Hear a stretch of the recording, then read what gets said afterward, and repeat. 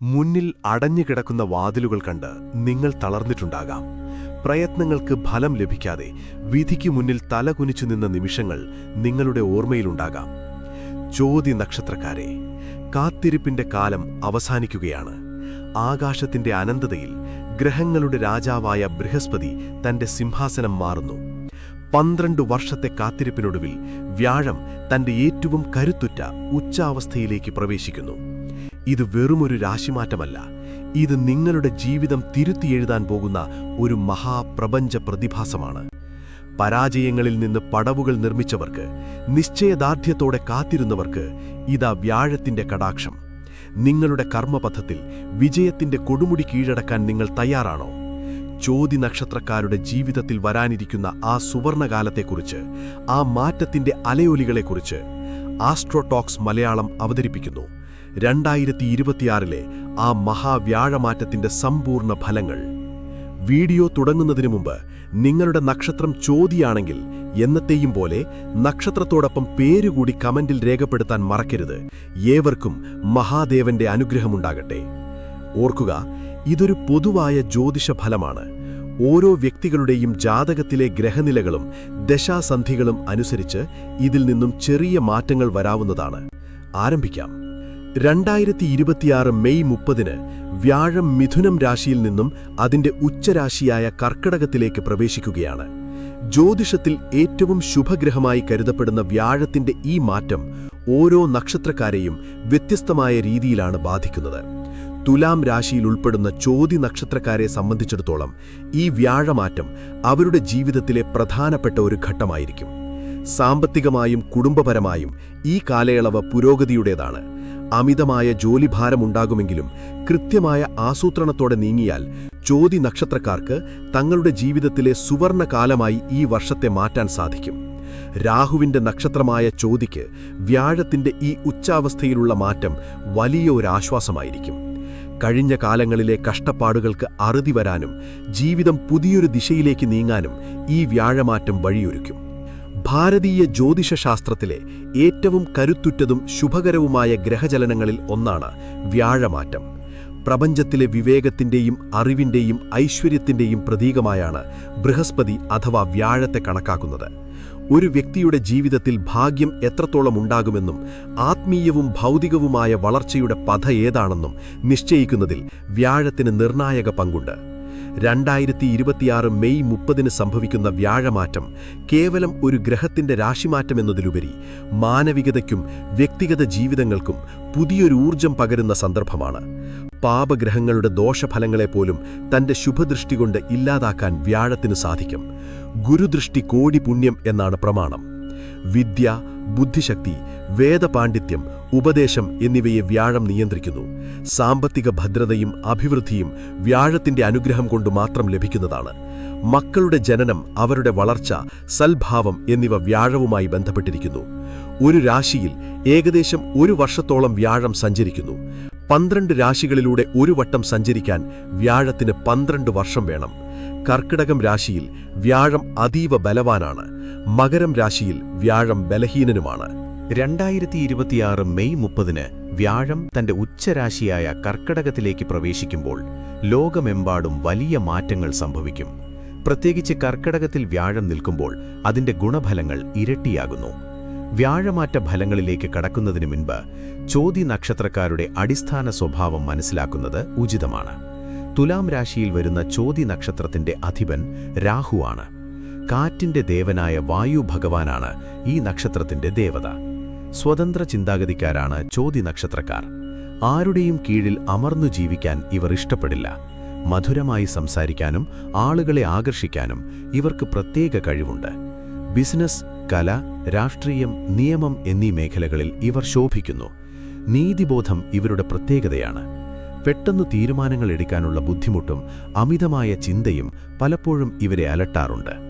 ചോതി നക്ഷത്രം തുലാം രാശിയിൽ വരുന്നതിനായതിനാൽ തുലാം രാശിക്കാരെ സംബന്ധിച്ച് വ്യാഴം ഇപ്പോൾ 10ാം ഭാവത്തിലാണ് വരുന്നത്.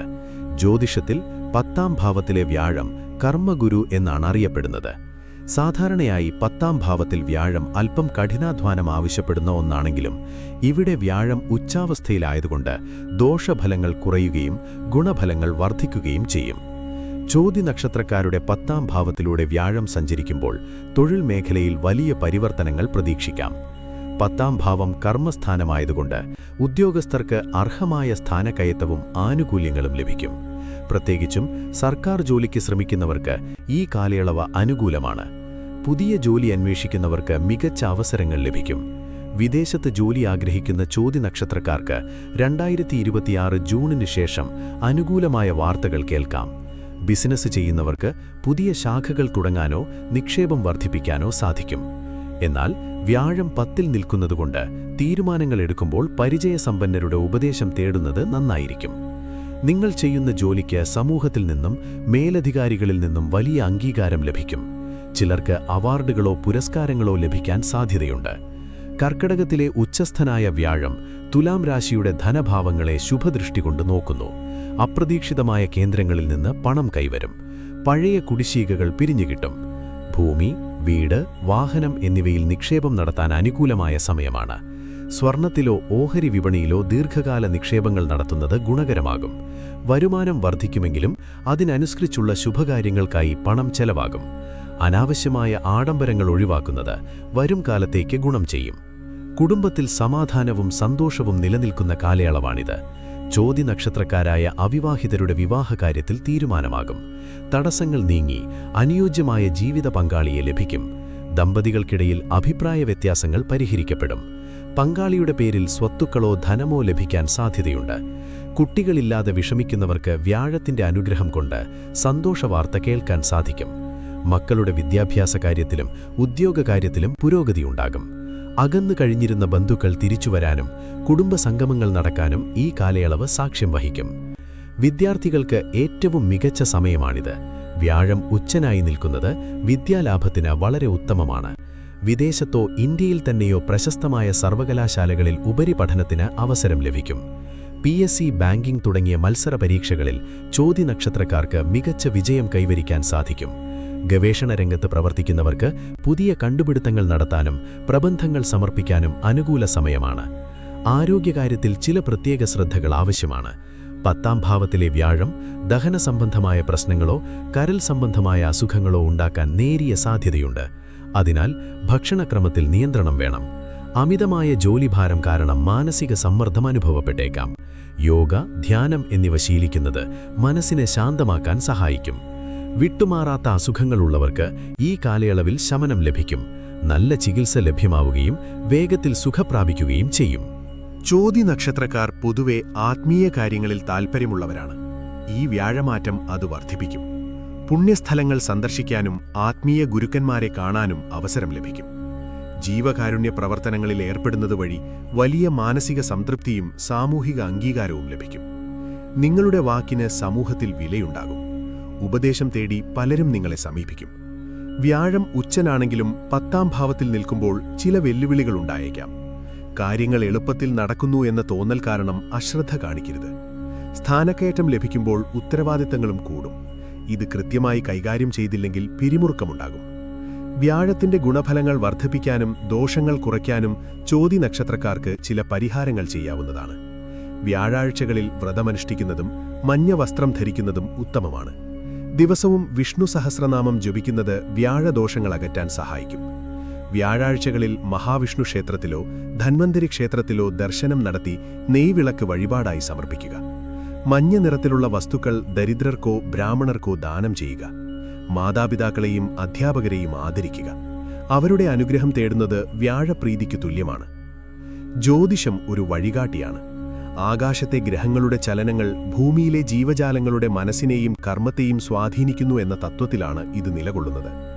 ഇതിലേറ്റവും പ്രധാനപ്പെട്ട ശുഭഗ്രഹമായ വ്യാഴം ഇരുട്ടിനെ അകറ്റുന്ന പ്രകാശമായിട്ടാണ് വിശേഷിപ്പിക്കപ്പെടുന്നത്. ഗുരു എന്ന വാക്കിന്റെ അർത്ഥം തന്നെ അജ്ഞാനമാകുന്ന ഇരുട്ടിനെ നീക്കുന്നവൻ എന്നാണ്. നമ്മുടെ ചിന്തകളെ ശുദ്ധീകരിക്കാനും ശരിയായ തീരുമാനങ്ങൾ എടുക്കാനുള്ള വിവേകം നൽകാനും വ്യാഴത്തിന്റെ അനുഗ്രഹം അനിവാര്യമാണ്. 2026 ഈ മാറ്റത്തിന് വ്യാഴം അതിന്റെ ഏറ്റവും ബലവത്തായ അവസ്ഥയിലേക്ക് പ്രവേശിക്കുന്നു എന്ന പ്രത്യേകതയാണുള്ളത്.